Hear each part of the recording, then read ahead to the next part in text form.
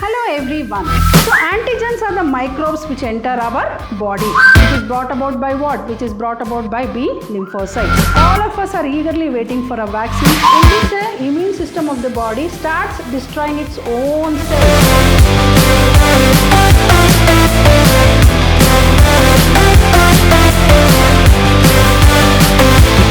Hello everyone.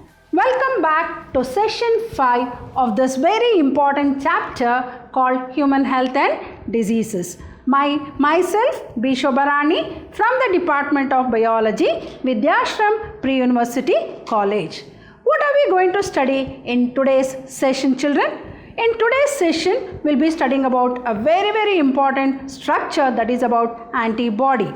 All of us know at this point of time or in the present scenario, developing immunity in the body is very important, because only when a body has sufficient immunity, then only it can fight against this deadly virus called coronavirus. So what is that which is going to develop that immunity in our body? It is about the antibodies. So in today's session, we'll be discussing about the antibody, that is the structure of what is antibody, what is the structure of antibody, then what are the types of immunity like antibody mediated immunity and cell mediated immunity, and also we'll be discussing about passive immunity, active immunity and autoimmunity. So this whole session is all about immunity. As I said, we need to take immunity boosters to fight against this deadly coronavirus, right? So moving on to the first slide, that is about the structure of antibody. What is antibody then? So antigens are the microbes which enter our body. To fight against these antigens, antibodies are produced. So what are antibodies? Antibodies are nothing but a type of proteins. Antigens are also a type of protein. Antibody also is a type of protein. So these are the proteins which is going to bind to the antigen.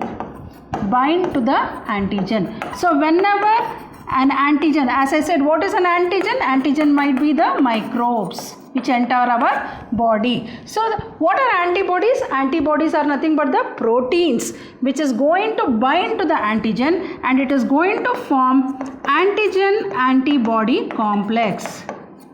It is going to form antigen antibody complex. So what are antigens? Antigens are nothing. What are antigens? Antigens are the microbes, microorganism, may it be bacteria, virus, which is going to enter our body. To fight against or to kill those antigens, what are produced in the body? Antibodies. And what are antibodies? Antibodies are nothing but the proteins which is going to bind to the antigen and going to form what? Antigen antibody complex. And this antibody is also referred to as immunoglobulins. Immunoglobulins. So what are these referred to? These are also referred to as what? Immunoglobulins. The short form is Ig. Ig stands for what? Immunoglobulins. So what is the other name for antibodies? Antibodies can also be called as what? Immunoglobulins, or the short form is Ig. There are 5 types of immunoglobulins. 5 types. IgA, that is IgM, IgD,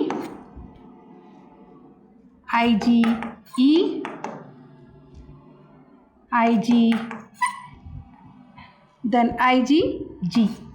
1, 2, 3, 4, 5. 5 types of antibodies. As I said, what are antibodies? Antibodies are nothing but the proteins which is going to bind to the antigen, and they are going to form a complex called what? Antigen antibody complex. And what are they also referred to as? They are also referred to as immunoglobulin, or the short form is Ig. What are the 5 types of immunoglobulin you can come across? That is antibody A, antibody M, antibody D, antibody E and antibody G. Right? Antibody, like for example in the colostrum, the first milk that is produced during the lactation by the mother, that is, it contains what? IgA. It is the best, that is, you can see the infant is going to develop the first immunity through the mother's first milk called colostrum. Because colostrum contains what? immunoglobulin or antibody A. That is the reason why breastfeeding is very much advised, because it is the first milk, that is called the colostrum, contains the antibody IgA, which is going to develop the first immunity in the infant after the birth. Right? Hope you have understood what are antibodies. Antibodies are nothing but the proteins. Now let us study about the structure of an antibody. See, if you look at this structure, the structure of an antibody consists of 4 polypeptide chains. Consists of 4 polypeptide chains. You can make out here 1, 2, 3 and 4. So an antibodies, and this structure, that is antibody, was discovered by Gerald Edelman and Rodney Porter. So this antibody structure was discovered by Gerald Edelman and the other scientist by name Rodney Porter. So what is this structure all about? So this antibody structure consists of 4 polypeptide chains, and they are arranged in what form? Y form. So you can see they are arranged in Y, alphabet Y form, right? You can see that it is in the form of Y. And what are the features of this structure of antibody? As I said, it consists of 4 polypeptide chains. In that, 2 chains are called as long chains, which consists of 400 amino acids. Consists of 400 amino acids. So as I said, it is this antibody structure consists of how many chains? 4 polypeptide chains. In that, 2 chains are long chains, which is made up of 400 amino acids, and 2 are short chains, which is made up of 200 amino acids.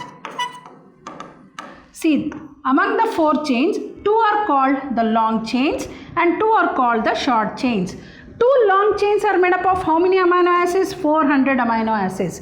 And the short chains are made up of how many amino acids? 200 amino. As I said, antibody is nothing but a protein. Protein is nothing but made up of what? What are the building blocks of proteins called? They are nothing but amino acids. And this long chain is also referred to as heavy chains. And the short chain is referred to as light chains. Long chains are also referred to as heavy chains, and short chains are also referred to as light chains. What is the basis for discriminating them into heavy chain and light chain? Here you can see the heavy chain and the light chain, right? So what is the basis for discriminating them into heavy chain and light chain? It is based on the molecular weight. Molecular weight. So 2 are heavy chains and 2 are, that is, short chains. These are called what? Heavy chains. These are called heavy chains, and the short chains are called light chains, right? So I'll repeat. So the structure consists of what? 4 polypeptide chains, and in that 2 are long chains. It is arranged in what shape? Y shape. 2 are long chains made up of how many amino acids? 400 amino acids. And 2 are short chains made up of how many amino acids? 200 amino acids. And as I said, the long chain is also referred to as what? Heavy chain. Heavy chain. Short chain is also referred to as what? Light chain. What is the basis for classifying them into heavy chain and light chain? Based on the molecular weight. What is the molecular weight? It is made up of 400 amino acids. It is made up of 200 amino acids. And you can see that the polypeptide chain has 2 regions. The polypeptide has 2 regions. One is called the variable region, and the other one is called the constant region. Here, because it is made up of heavy chain and it is also called H2L2. H2 means 2 heavy chains and L2 means 2 short chains. That is the light chains. right? And it consists of the polypeptide, the chain consists of two regions. One is called the variable region and the other one is called the constant region. So this is the variable region, this is the variable region, and this is the constant region.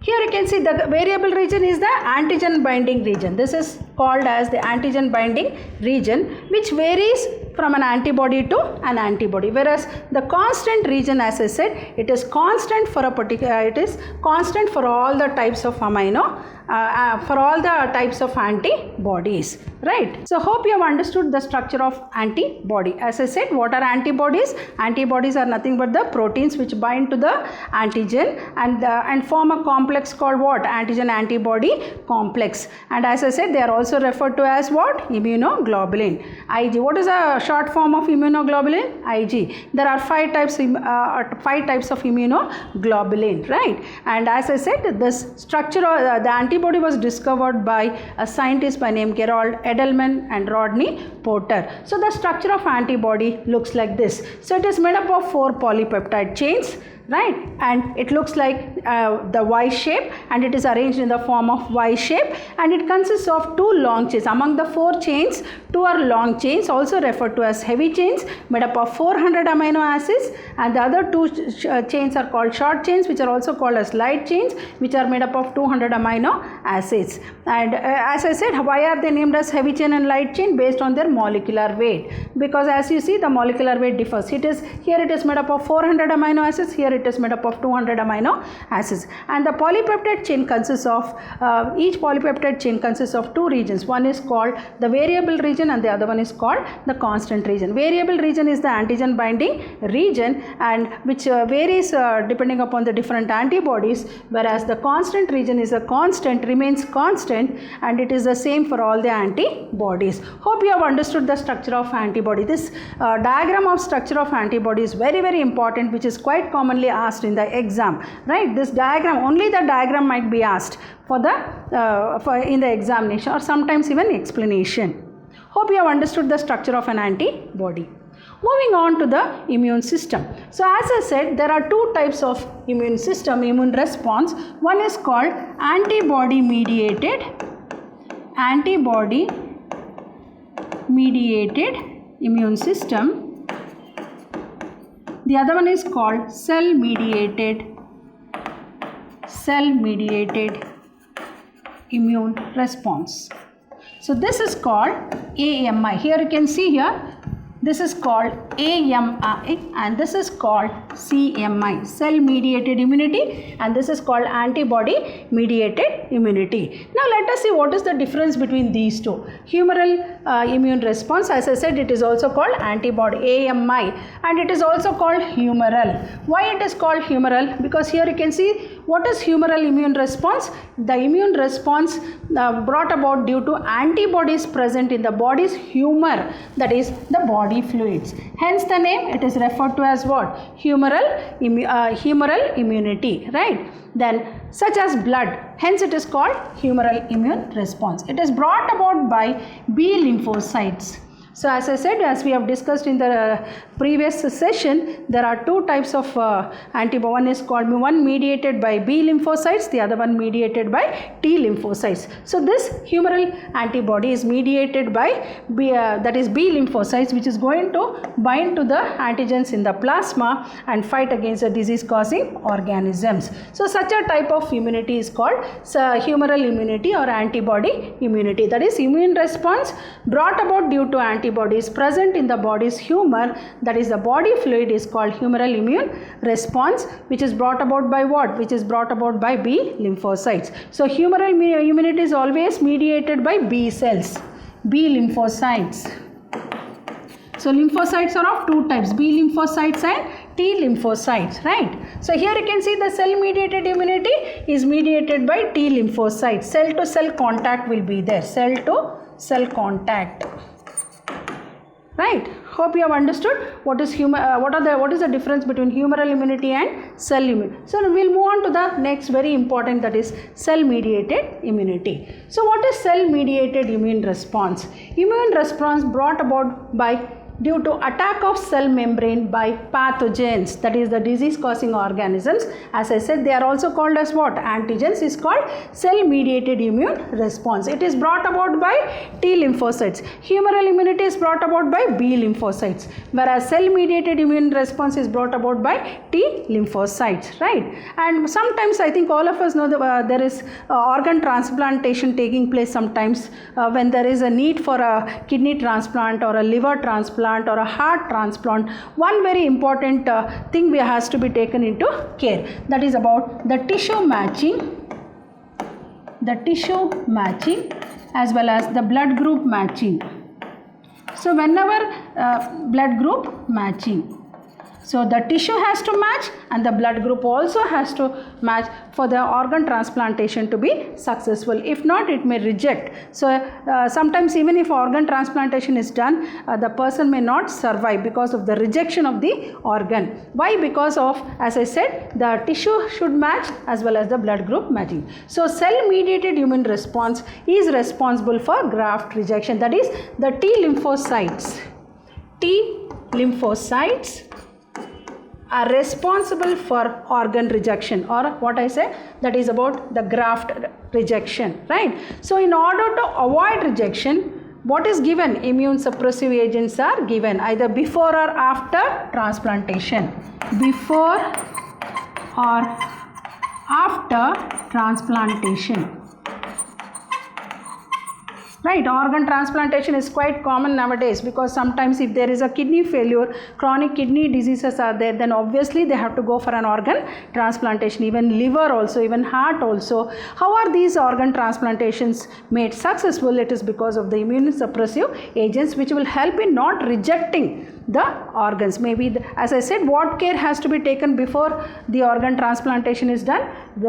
First and foremost, they have to take care of the tissue matching and as well as the blood group matching. Hope you have understood what is cell mediated immune response and which response is which immune response is responsible for organ or graft rejection. Moving on to the vaccination and immunization, a very, very important concept to be noted. At this point of time, see, every time we are mentioning about the coronavirus because whatever we are discussing in today's session is almost related to the present day scenario, that is about the coronavirus. All of us are eagerly waiting for a vaccine to fight against this deadly virus called coronavirus, which is causing more deaths in our country, right? So what is the best part to fight against the disease causing organism? It is the vaccine. The weak strains of the viruses itself is taken to produce a vaccine. So what is vaccine? So what is vaccine? Introduction of microbial preparation of bacteria or viruses or inactivated or weakened pathogen. So as I said, the weak strains of the pathogen is taken to prepare a vaccine. So now the efforts are being made to prepare a vaccine for the coronavirus. So how is this vaccine prepared? Weak strains of the pathogen is taken to prepare the vaccine, that is inactivated or weakened pathogens into the body is called vaccination. So introduction of microbial preparation of bacteria or viruses which is inactivated or weakened pathogen is called as vaccination. So what is the principle? It is based on the principle of the memory of the immune system. As we know, sometimes we might have encountered with a disease for the first time. It is called primary response. So when we are attacked for the second time with a disease, definitely our immune system, the memory cells in our immune system will immediately respond to the antigen and we will start producing the antibodies to fight against the disease causing organism. So the memory cells in our immune system also play a great role in fighting against the disease causing organisms, so which recognize the pathogens on subsequent exposure. So as I said, nowadays particularly the recombinant DNA technology is is used to prepare what? To prepare vaccines in large scale, like particularly like you might have come across the hepatitis B vaccine, right? So almost many a type of vaccines are already found for the various types of diseases, and now the effort is being made to find a vaccine for the deadly coronavirus, right? So hope, and here you can see the baby, that is when the vaccination is going on. You can see how the baby is looking at the doctor who is injecting the vaccine. Immunization also, see, in anticipation of a disease also. So right from the birth up to an age of 5 years, the child is kept on an immunization program. So as soon as the child is born, you might have come across, they give this BCG vaccine, Bacillocalmette guerin vaccine, to prevent from TB, and even DPT, diphtheria, right, pertussis and tetanus. So to avoid all this, in anticipation, in future course of a lifetime,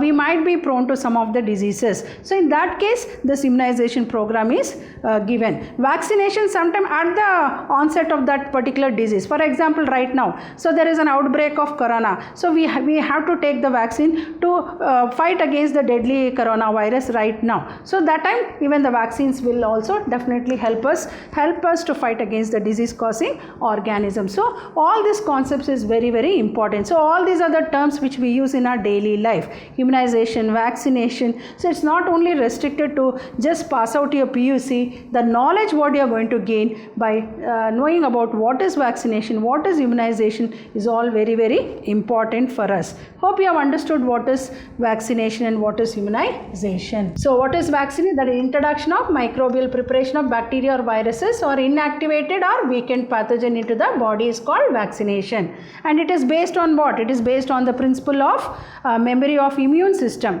The vaccines also generate what? Memory cells of B cells and T cells, which recognize what? Which recognize the pathogen on subsequent exposure. And as I said, by recombinant DNA technology, the advancements that is made in the field of science and technology, and particularly in the field of medicine, will definitely help to come out with a good vaccines which is going to fight against the deadliest diseases, like may it be like hepatitis B or right now the coronavirus virus disease, right? Now, hope you have understood what is vaccination and what is immunization. Moving on to the differences between active immunity and passive immunity. So as I said, right now developing good immunity to fight against a disease causing organism is in need. So now let us understand what is the difference between active immunity and passive immunity. Active immunity is the immunity which is right from the birth. You can call it as an inborn immunity. And passive immunity, the immunity that is developed at the time of outbreak of an disease. Suppose, right, this is temporary, but this is permanent. So you call this as a permanent immunity. As I said, right, the colostrum, the mother's first milk called colostrum contains antibody IgA, which is very much important for the baby to develop the first immunity, and it will last forever. So you call it as an inborn immunity, right? So active immunity, as I said, it is called as inborn immunity, which is the immunity which is developed right from the birth. Here, this is the immunity which is developed in due course of time when we are attacked with certain disease causing organism. So this is temporary, but this is permanent. Now let us see what is the difference, actual difference between passive immunity and active immunity. So immunity developed in the host body when it is exposed to natural infections or antigens due to vaccination. And here it is the immunity developed in the host organ due to transfer of ready-made antibodies. So vaccine is what? It is nothing but a ready-made antibody. Here the antibodies are immediately produced, they are already there. They come into picture when an antigen enters our body. What is an antigen? It is nothing but a microorganism, microbes. It might be a bacteria or virus. So immediately the antibodies are released and it is going to fight against the disease causing organism. So that is what I said. It is an inborn immunity. Then it is slow. It is not like instant. It takes some time for the antibodies to come into picture and fight against the disease causing organisms. Here it remains for a longer time. As I said, this immunity will remain for a longer time, and this immunity is going to help us out throughout our life to fight against the disease causing organisms. But as I said, this passive immunity is very fast. So immediately you are taken a vaccine, and immediately, for example, like right now for the coronavirus, in order to protect ourselves, suppose if at all in anticipation that we may be infected with the coronavirus, we taken vaccine. So it is very fast. So the mode of action will be very fast in case of passive immunity when compared to active immunity, and it is short-lived. As I said, it is temporary, whereas this is permanent, whereas this is short-lived or it is temporary. Hope you have understood what is the difference between active immunity and passive. What is active immunity? Immunity developed in the host body when it is exposed to natural infection. It is a immunity developed in the host organism due to transfer of ready-made antibodies. So this is slow. The mode of action is slow. Here the mode of action is very, very fast, and it remains for a longer time, and this is short-lived. So this is permanent and this is short-lived. So as I said, definitely at this point of time, we all should take care of ourselves, stay home and stay safe, right? And also we need to take more of immunity boosters, so that even if we are attacked by coronavirus, we may not be attacked by coronavirus if our immunity is really very, very strong. So start taking the immunity boosters, and definitely I'll tell you, we can fight against this deadly coronavirus, right? Now moving across another very important concept called autoimmunity. What is autoimmunity? It is an abnormal immune response in which the immune system of the body starts destroying its own cells. So I think all of us know our body cells will recognize the foreign particles and the non-self, that is the non-self particles as well as the self particles. Foreign particles are called as what? Foreign particles or foreign molecules.